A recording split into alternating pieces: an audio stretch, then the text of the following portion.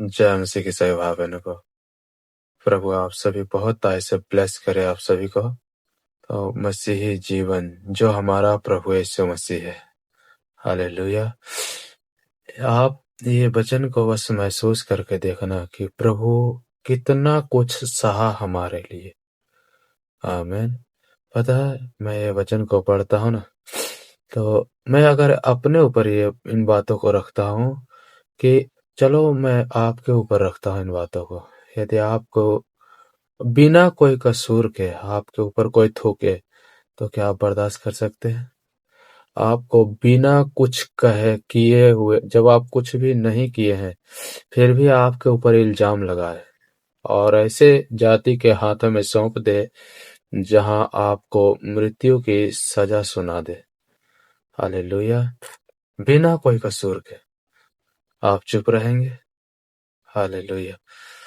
नहीं चुप रहेंगे ना। लेकिन हमारा परमेश्वर का स्वभाव देखिए, हमारे लिए, बस हम लोगों के लिए अपने आप को क्या क्या सहना पड़ा प्रभु यीशु मसीह को हमारे लिए। हालेलुया। तो आइए हम सब इस वचनों के द्वारा जानते हैं। ये वचन है मरकुस 10 का 33 से यदि हम पढ़ते हैं, देखो हम यरूशलेम को जाते हैं और मनुष्य का पुत्र प्रधान याजकों और शास्त्रियों के हाथ में पकड़वाया जाएगा। हालेलुया।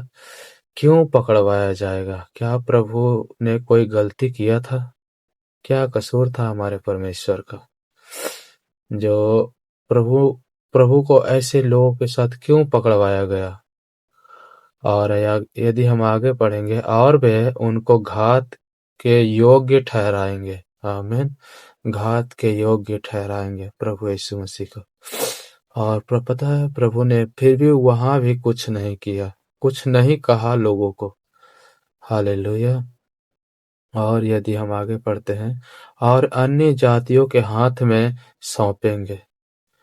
परमेश्वर का वचन कहता है प्रभु यीशु मसीह ऐसे जातियों के हाथ में सौंपे गए हैं जिससे वो जानता तो था, लेकिन हम जैसे लोगों के लिए वो अन्य जातीय थे, लेकिन प्रभु के लिए वो अन्य जातीय नहीं थे, क्योंकि ऐसा कोई नहीं है जिनको परमेश्वर नहीं जानता है। यदि हम आगे पढ़ेंगे, वह उनको ठट्ठों में उड़ाएंगे। आमीन। परमेश्वर का वचन क्या कहता है? जिसने इस धरती को बनाया और मनुष्यों को बनाया। हालेलुया। समझना इन बातों को। उन्हीं को लोग क्या कर रहे हैं? ठट्ठों में उड़ाएंगे और उड़ा रहे हैं। देखे हैं बहुत जगह कि लोग कहते हैं कि तुम्हारा यीशु मसीह 3 किलो से मारा गया। हालेलुया। लेकिन आपको पूरी बातें कोई नहीं बताएगा। जो प्रभु को मानते हैं वही बताएंगे कि 3 किलो से मारा गया, गाड़ा गया। लेकिन ये बातें किसी ने नहीं बताया कि 3 दिन और 3 रात के बाद वो वापस जी भी उठा है। ये कौन बताएगा? हालेलुया। बस आधा अधूरे ज्ञान तो दे देते हैं कि तुम्हारा प्रभु यीशु मसीह 3 किलो से मारा गया, लेकिन कोई नहीं बताएगा कि क्यों मारा गया और वो जी भी उठा। आमीन।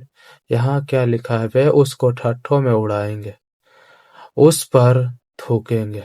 आमीन। क्या कह रहा है? परमेश्वर का वचन खुद कह रहा है, उस पर थूकेंगे।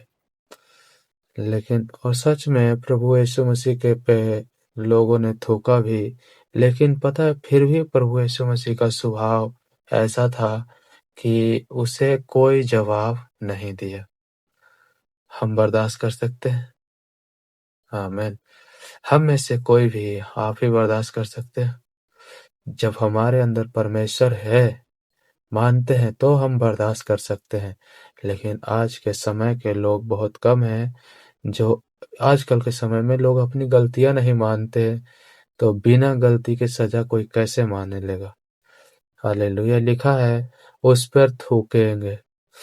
हालेलुया। उसे कोड़े मारेंगे और उसे घात करेंगे और 3 दिन के बाद वो जी उठेगा। आमीन। परमेश्वर का वचन क्या कहता है? वो मारा भी गया हमारे लिए, गाड़ा भी गया हमारे लिए और जी भी उठा हमारे लिए। आमीन। हमारे लिए क्या कुछ नहीं सहा प्रभु ने?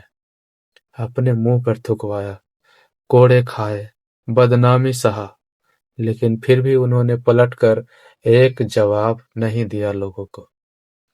आमीन। तो कैसे नहीं हम माने प्रभु के वचनों को। और बहुत से हमने वचन पढ़े जो परमेश्वर का वचन कहता है, जब तक मैं अपने कहे हुओं को पूरा न कर लूं, तब तक मैं चैन से नहीं बैठने वाला। आमीन। आपके लिए, हमारे लिए सहा है परमेश्वर ने ये सब। हम दुखी हैं, हम परेशानी में, हम बीमारी में हैं, तो आज वो गलती हमारी है, क्योंकि हमारे पापों के लिए ही उन्होंने ये सब सहा। आमीन। आपका जीवन आनंदित में गुजरे, आप भला चंगा रहो, इसलिए परमेश्वर ने इतना कुछ सहा। हालेलुया। और उन लोगों को ये बातें जरूर बताना जो कहते हैं, हालेलुया, तुम्हारा प्रभु यीशु मसीह 3 किलो से मारा गया। यदि वो ये भी कहते हैं कि 3 दिन के बाद जी भी उठा है। हालेलुया। तो मैं आशा करता हूँ ये बातें आप सभी को समझ में आया होगा।